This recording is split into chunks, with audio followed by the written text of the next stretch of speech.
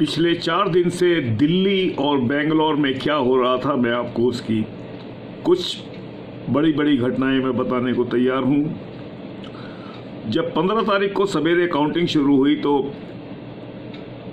समझ में ये नहीं आया कि जब सवेरे 10, 11 बजे, 12 बजे पूरे रिजल्ट्स नहीं आ रहे थे और कम से कम 50 सीटों के रिजल्ट्स ऐसे थे जो एक तरह से बहुत ही स्लो पेस से आ रहे थे और ये पहले ही कभी शायद नहीं हुआ होगा कि इतना बड़ा समय लगा हो किसी स्टेट के जिसके सिर्फ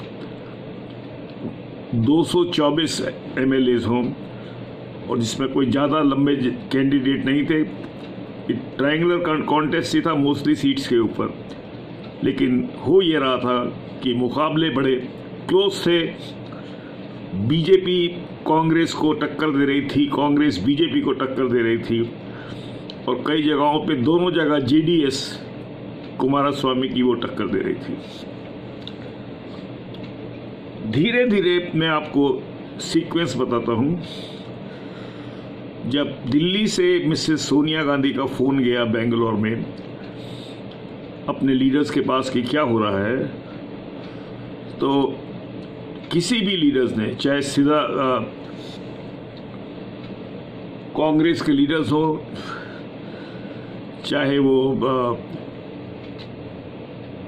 रीजनल लीडर्स हों, नेशनल लीडर्स हों, गुलाम नबी आज़ाद जैसे, उन्होंने सोनिया गांधी को सीधा बोला, मैडम कुछ भी पक्की तौर पे नहीं कहा जा सकता, हमको ये नहीं पता है कि अभी कि कितनी सीटें आएंगी और हो सकता है कि जो असेंबली है वो हंग हो जाए। सिद्धारमैया जिनके ऊपर कांग्रेस ने पूरा का पूरा जिम्मेदारी डाल रखी थी, उनका जो जुआ उन्होंने खोला था सिद्धारमैया ने, वो फेल हो गया। लिंगायत कार्ड जिस पे वो सोच रहे थे कि सारे लिंगायत खुश होकर, क्योंकि लिंगायत को वो एक रिलीजन बनाने में लगे हुए थे हिंदुइज्म के मुकाबले, उससे लिंगायतों का बहुत वोट पड़ेगा, लेकिन हुआ इसका बिल्कुल विपरीत। जो लिंगायत हैं उन्होंने ये फैसला किया कि हमको हिंदू धर्म, हमको ये जाना जाए कि हम हिंदू हैं, वो हमारे लिए ज़्यादा गर्व की बात है, वो हमारे बच्चों के लिए ज़्यादा इम्पोर्टेंट बात है। और लिंगायतों का जो पूरा एक जुआ खेला था सिद्धारमैया ने, वो सारा का सारा बैकफायर कर गया। दुख की बात इसमें आप ये देखिए कि राहुल गांधी जो वहीं पर थे, उनमें पॉलिटिकली इतनी समझ नहीं थी कि इस तरह का कार्ड जो सिद्धारमैया खेल रहे हैं वो पॉलिटिकली ठीक है कि नहीं। और यही कुछ ऐसे सवाल हैं जो बार बार कांग्रेस पार्टी में उठ रहे हैं और जगह भी उठ रहे हैं कि क्या कांग्रेस पार्टी राहुल गांधी को प्राइम मिनिस्टर का कैंडिडेट डिक्लेयर कर क्या वो देश के भविष्य के लिए ठीक कर रही हैं कि नहीं कर रहे हैं। और दूसरा, उनको ये समझ में नहीं आ रहा है कि इस तरह की राजनीति में ये अच्छा होगा कि जो इतना बड़ा नुकसान सेक्युलर फोर्सेस का हुआ, अगर JDS और कांग्रेस पार्टी मिलकर चलते तो इन दोनों अगर मिलके इलेक्शन लड़ते ये वाला, तो इनको कम से कम 224 के अंदर इनको कम से कम 190 सीटें आती, 180 सीटें आती। खैर, अब आगे देखा जाएगा उसको। करीब 6 बजे मैंने एक बहुत बड़े न्यूज़पेपर के एडिटर को फ़ोन किया। मैंने कहा क्या चल रहा है? बोला बड़ी ख़राब हालत है कांग्रेस की। कांग्रेस ने एक पर्टिकुलर लीडर को भेजा है देवे गौड़ा के पास, उसका नाम मैं नहीं बता सकता।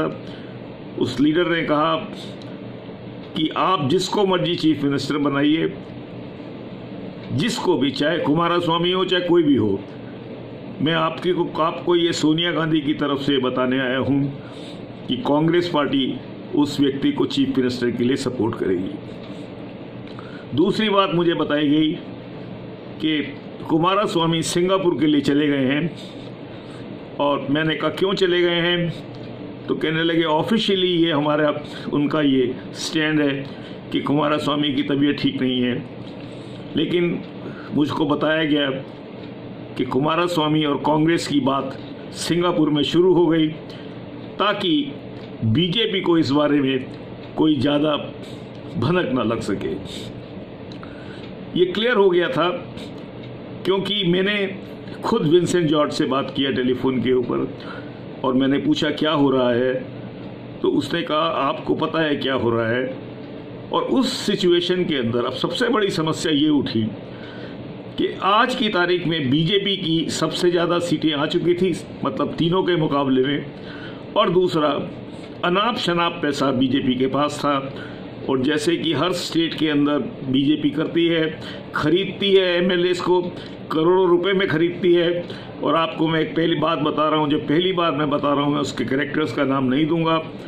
गोवा में बीजेपी की सरकार ऐसे बनी कि उन 2 एमएलएस ने जो इंडिपेंडेंट थे, जिनकी सपोर्ट चाहिए थी गवर्नमेंट बनाने के लिए, उन्होंने पहले कांग्रेस को बोला हम दोनों को 4-4 करोड़ रुपए चाहिए। कांग्रेस ने इस बात को माना और 4-4 करोड़ का इंतजाम किया, दोनों मतलब 8 करोड़ का इंतजाम किया। लेकिन जब वो कांग्रेस का नेता गोवा के सर्किट हाउस में पहुंचा तो वहां पर उन दोनों एमएलए ने उस कांग्रेस के बड़े लीडर को बोला पंजिम में कि हमको अभी अभी 10-10 करोड़ 20 करोड़ रुपया कैश हमको दिया गया है। मतलब बीजेपी ने 2 सीटें 2 एमएलए गोवा के, और मैं जिम्मेवारी से कह रहा हूं क्योंकि मैं इस समय एक नेशनल टेलीकास्ट कर रहा हूं एक तरह से, कि 20 करोड़ के अंदर बीजेपी ने 2 एमएलए को खरीदा, जबकि कांग्रेस पार्टी उनको दोनों को सिर्फ 4-4 करोड़ देने को तैयार थी, जिसके कारण गोवा के अंदर बीजेपी की सरकार बन पाई और कांग्रेस की नहीं बन पाई। तो ये जो सारा मामला चल रहा था, लेकिन इसमें एक बात अच्छी थी कि अभी कुछ दिनों पहले एक सुप्रीम कोर्ट की जजमेंट आई है जो लोगों को नहीं मालूम है। सुप्रीम कोर्ट ने कहा है कि अगर सिंगल लार्जेस्ट पार्टी के पास मेजॉरिटी नहीं है तो उस स्थिति के अंदर जो सिंगल लार्जेस्ट पार्टी के साथ नहीं है पार्टियां, अगर वो मिलकर मेजॉरिटी में लगता है कि वो हैं, तो उसके अंदर गवर्नर की रिस्पॉन्सिबिलिटी है कि वो उन कॉम्बिनेशन को बुलाए। गवर्नर की ये रिस्पॉन्सिबिलिटी थी बेंगलोर में कर्नाटका के, उसने गैर जिम्मेदारी काम किया। ये जो जजमेंट थी सुप्रीम कोर्ट की, ये गुलाम नबी आज़ाद ने गवर्नर को दिखाई, ये आपके राजस्थान के जो चीफ मिनिस्टर हैं गहलोत, उन्होंने दिखाई। और इस गवर्नर ने, शर्म की बात है, उसने कहा कि मैं इस जजमेंट को पढ़ूंगा, लेकिन उसने वैसे ही काम किया जैसे आरएसएस में काम होता है। ये सब निक्कर पहने हुए लोग हैं और उसके कारण एक इतना बड़ा देश का नुकसान हुआ। लेकिन इसमें एक चीज़ हो गई है, मैं जो कहने से पहले ये बात बोलना चाहता हूँ कि बेंगलोर के एक्सपीरियंस के बाद जितनी भी एंटी बीजेपी फोर्सेस हैं हिंदुस्तान के अंदर, वो सारी अब एक होके पहले ही चुनाव लड़ेगी।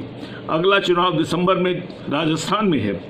राजस्थान के अंदर कांग्रेस जब बीजेपी से लड़ेगी तो उसके साथ में मायावती होगी, उसके साथ में और बाकी पार्टियां होंगी सारी की सारी, और इलेक्शन से पहले ही आपस के अंदर इनका अलायंस होगा। और मैं आपको लिख के दे सकता हूं कि अगर नॉन बीजेपी पार्टीज का ये निश्चय हो जाता है और जो होता जा रहा है कि हम एक होकर पहले लड़ेंगे, हमारी पहली जो